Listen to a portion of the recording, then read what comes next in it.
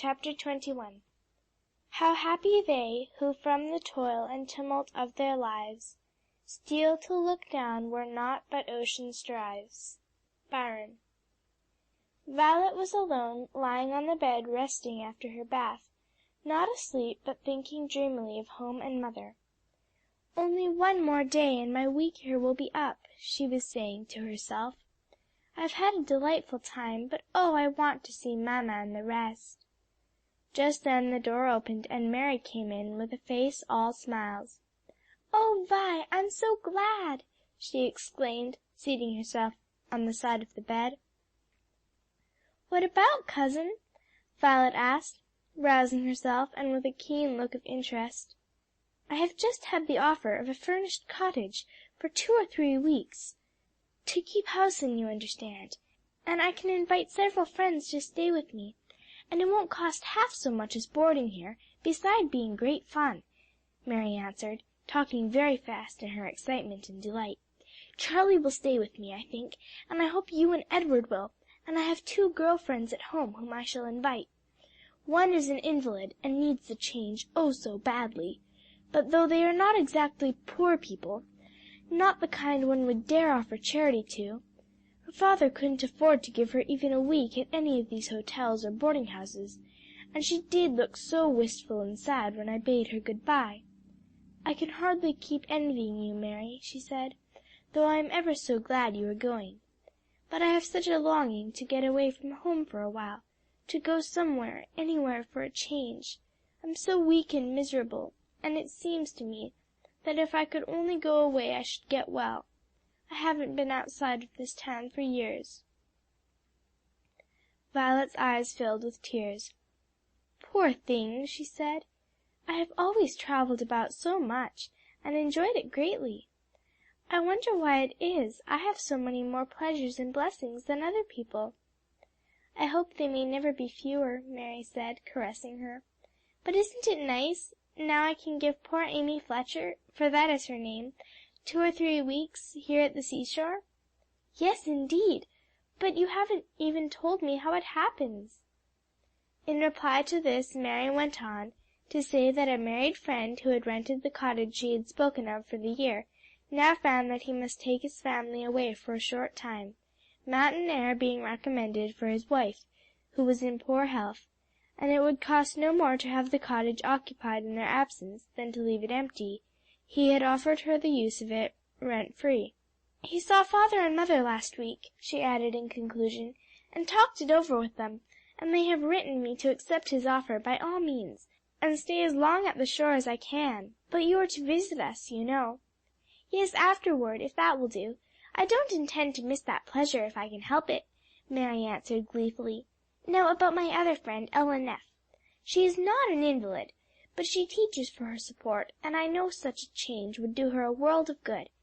She wanted to come with me, but couldn't afford it, yet I'm sure she can in this way, for beside the difference of board there will not be the same necessity for fine dress."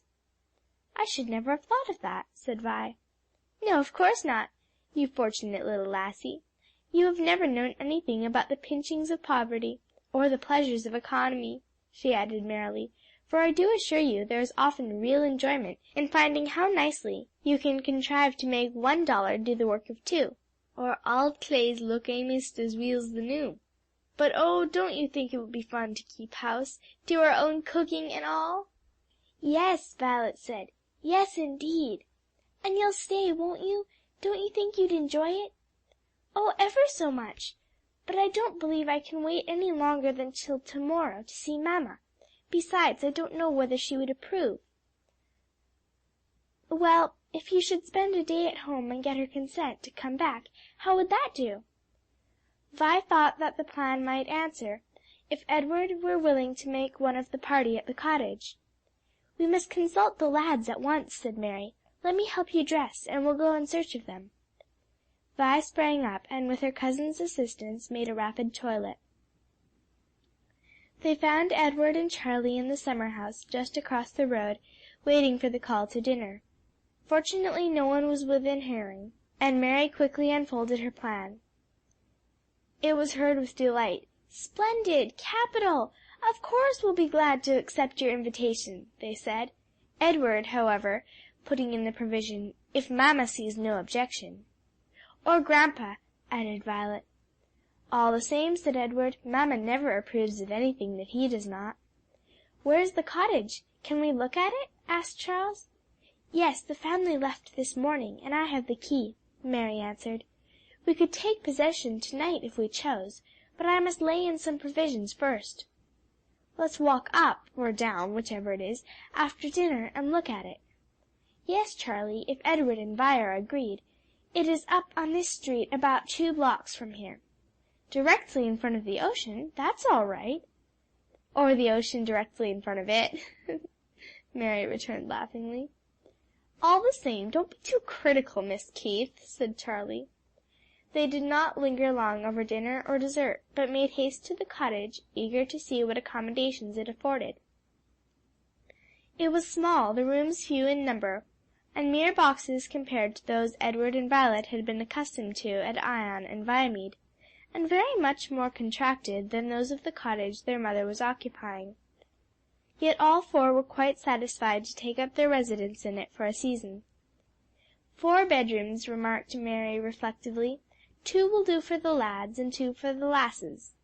Parlor and dining room are not very spacious, but will hold us all when necessary. I don't suppose we'll spend much of the daytime within doors. By the way, I think we must add Don Keith to our party, if he'll come." The boys said, "By all means," and Vi raised no objection. "When do you expect Ella and Amy?" asked Charles, who was well acquainted with both. "I telegraphed to mother at once to invite them, and shall expect to see them about day after tomorrow." "What sort of provisions do you propose to lay in, Miss Keith?" inquired Charlie. "I am personally interested in that." "I do not doubt that in the least, Mr. Perrine," she answered demurely. "I intend to buy some of the best flour and groceries I can find." "Flour? Can't you buy bread here?" "Yes, but perhaps I may choose to exhibit my skill in its manufacture, also in that of cake and pastry." "Ah, well, no objection to that, except we don't want you shut up in the kitchen while the rest of us are off pleasuring. What about other supplies?" "I see you have some idea of what is necessary in housekeeping, Charlie, and I'll give you a good recommendation to the first nice girl who asks me if you'll make a good husband," Mary returned, looking at her cousin with laughing eyes. "Am I to have an answer to my question, Miss Keith?" he inquired with dignity. "Yes, when I see fit to give it. The Marstons were, of course, served with butter, eggs, milk and cream, fish, flesh, and fowl, and Mr. Marston told me he had spoken to the persons thus serving him and his, to do likewise by me and mine. Does this explanation relieve your mind, Mr. Perrine?" "Entirely. I am satisfied that we are not invited to share starving rations, which I am morally certain would give me the dyspepsia." "I think we are very fortunate," Mary remarked, resuming her ordinary tone.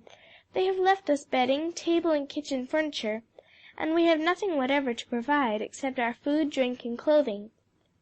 "I shall order a carriage for an early hour tomorrow morning," said Edward, "and drive over to see my mother. Vi will of course go along, and I wish, Cousin Mary, that you and Charlie would go too." "Thank you very much," Mary said. "I should enjoy it extremely, but there are some few arrangements to be made here. The girls may come tomorrow evening, and I must be here and ready to receive them." Then Charlie decided that he must stay and take care of Mary, so it was finally agreed that Violet and Edward should go alone, and the former attend to ordering of the groceries, and anything else he could think of that was desirable and did not require to be fresh. When the carriage containing Edward and Violet drove up to their mother's door, nearly all the family and their guests were out upon the beach. There was an instantly glad shout from Harold, Herbert, and Walter. "There they are!" And they, their sisters and grandfather, started at once for the house, while Mrs. Dinsmore and Mrs. Travilla, who were within, hastened to the door. Mrs. Conly and Virginia, slowly sauntering along within sight of the cottage, looked after those who were hurrying towards it with smiles of contempt. "Such a hugging and kissing as there will be now," sneered Virginia. "They will make as much fuss as if they hadn't seen each other for 5 years." "Yes," returned her mother, "and I don't wish to be a spectator of the sickening scene. Thank fortune I'm not of the overly affectionate kind." "Mamma, mamma!" cried Violet, springing into the dear arms so joyfully opened to receive her. "Oh, I am so glad to see you again!" "Not more glad than mamma is, darling," Elsie said, clasping her close with tender caresses. "And you've come home a day sooner than you were expected. How good in you!" the younger Elsie exclaimed, taking her turn. "Yes, but not to stay; that is, I mean, if mamma consents to—" But the sentence remained unfinished for a while, there were so many claiming a hug and kiss from both herself and Edward. Indeed, I am afraid Virginia was so far correct in her prediction that there was as much embracing and rejoicing, perhaps even more, than there would have been in the Conly family in receiving a brother and sister who had been absent for years.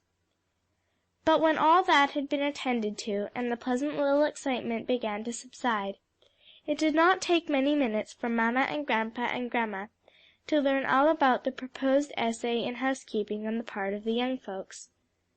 "What!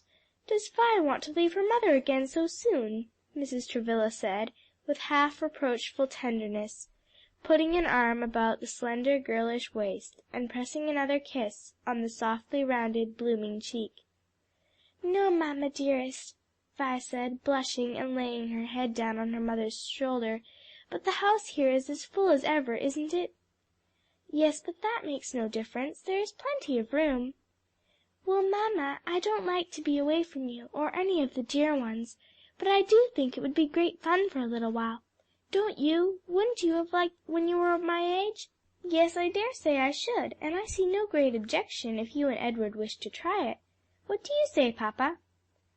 "That I think their mother is the right person to decide the question, and that I do not suppose they can come to any harm," Mr. Dinsmore answered, with a kindly look and smile directed to Edward and Violet. "I doubt if I should allow you to do such a thing at Vi's age, Elsie," he added, "but I believe I grow more indulgent with advancing years, perhaps more foolish." "No, papa, I cannot think that," she said, lifting her soft eyes to his with a world of filial tenderness and reverence in their brown depths. "I lean very much upon the wisdom of your decisions. Well, dears, since grandpa does not disapprove, you have my full consent to do as you please in this matter." They thanked her warmly. "Cousin Mary would be delighted if Elsie would come too," said Violet, looking wishfully at her sister, "and so would I. I don't suppose, mamma, you could spare us both at once, but if Elsie would like to go, I will stay, and not feel it the least bit of hardship either," she added, turning to her mother with a bright, affectionate smile. "I should be very lonely with both my older daughters away," the mother said, "but I will not be selfish in my love. Elsie may go too if she wishes." "Dear kind mamma, selfishness is no part of your nature," her namesake daughter responded promptly, "but Elsie has not the slightest desire to go. Yet I thank my sweet sister all the same for her very kind and unselfish offer," she added, giving Violet a look of strong affection. "But what is grandpa to do without his merry little cricket?" asked Mr. Dinsmore, drawing Vi down upon his knee. "For how long is it? 1, 2, or 3 weeks?" "I don't know, grandpa; perhaps I shall grow tired and homesick, and want to come back directly." "Well, no one will be sorry to see you. Come when you may." "You will always be joyfully welcomed," added mamma, "nor Edward less so. Now let us consider what you will need, and how best to provide it. I claim the privilege of furnishing all the groceries and everything else for the larder that need not be procured upon the spot." "Oh, thank you, mamma," said Edward, "but I knew you would." Violet asked and obtained permission to sleep with her mother that night, and all day long was scarcely absent from her side. Evidently the child had a divided heart, and was at times more than half inclined to stay at home. But Edward urged that he would not half enjoy himself without her, that she had promised to go if mamma did not withhold consent, and that Mary would be sadly disappointed if she failed to return with him. Donald Keith, too, who was still there and had accepted Mary's invitation, added his persuasions. He was sure they would have a very pleasant time, and if she grew homesick she could drive home any day in a couple of hours, He would be glad to bring her over himself if she would let him, or she could come in less time by the cars. Then her mother came to her help. "I think it will be best for you to go, dear, even if you should stay but a day or two," she said, "and if your grandpa likes, he and I will drive over with you, and see your snug little cottage, and whether there is anything we can do to add to the comfort or enjoyment of those who are to occupy it for a season." "A very good idea, daughter," Mr. Dinsmore said, and Vi's rather troubled face grew bright. "Oh, how nice, mamma!" she exclaimed. "I will go without any more foolish hesitation, although I do not think Edward is quite correct in saying I promised." "Foolish enough!" sneered Virginia, who prided herself on her audacity in making disagreeable remarks. "I should be very much ashamed of myself if I were half the mother baby you are." "And I," remarked Mr. Dinsmore severely, irritated out of all patience by the pained look in Vi's face, "should be more ashamed of my sweet little granddaughter if she were as heartless and ready to wound the feelings of others as a certain niece of mine seems to be." "Will you come to my housewarming, Mrs. Perkins, you and Fred and Susie?" asked Mary Keith as they left the breakfast table of the Colorado House the next morning. "I expect my cousins the Travillas about dinner time, and the morning train may bring the other guests. I mean to be all ready for them at any rate. The dinner is to be prepared with my own hands, and though it will be on a small scale compared with those served here, you shall at least have a hearty welcome." "Thank you, we would be delighted, but are already engaged for the picnic," Mrs. Perkins said. So they parted with mutual good wishes, each hoping the other would have an enjoyable day. Charles and Mary made themselves busy in seeing to the removal to the cottage of their own and cousins' luggage, making some purchases at the provision stores, and some rearrangements of furniture. Then about the dinner, Mary pressing Charlie into her service as sheller of peas, husker of corn, and beater of eggs. They had a very merry time over their work, though Charlie protested vigorously against being set at such menial tasks, and declared that Ed should be made to do a fair share of them in future.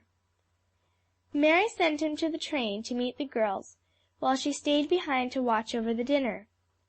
He had scarcely gone when a carriage drew up at the door, and Mr. and Mrs. Dinsmore, Mrs. Travilla, Edward and Violet, and Donald Keith alighted therefrom and came trooping in, most of them laden with parcels, while the driver brought up the rear, carrying a large hamper that seemed to be well filled and heavy. Mary's first emotion on seeing the arrival was delight; the second, a sudden fear that her dinner would not suffice for so many.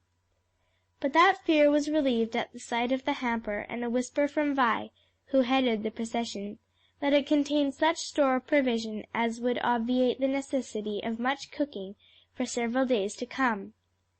"Oh, how good and kind in your mother!" Mary exclaimed in a like low tone, then hastened to welcome her guests with unmixed pleasure. "Oh, Cousin Elsie, how nice in you to come and bring Edward and Violet! You are going to let them stay, I am sure, and I am so glad. So glad to see you too, Cousin Rose and Cousin Horace. It seems as if I ought to call you aunt and uncle, though." "Then suppose you do," Mr. Dinsmore said, shaking hands with her and kissing her rosy cheek. "You have my permission." "I shall then, and thank you," she returned in her bright merry tones. "Oh, Don," turning to Mr. Keith with outstretched hands, "so here you are! That's a good boy." "Yes, and so good a boy must not be put off with less than others get," he said, following Mr. Dinsmore's example. "Well, as you are only a cousin it doesn't matter," she remarked indifferently. "Please all make yourselves at home.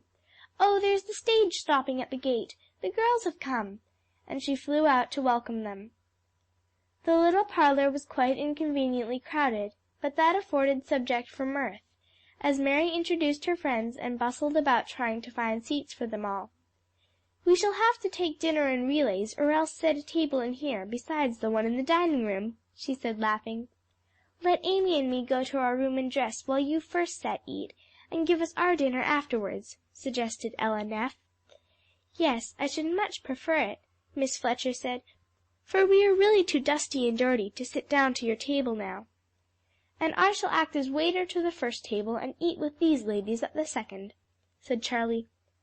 "Very well, "I can manage to seat the rest," Mary said, and so it was arranged. The dinner proved very nice and very abundant with the help of the contents of the hamper. Mary's cooking received many praises, in which Charlie claimed a share because, as he said, he had assisted largely. CHAPter 22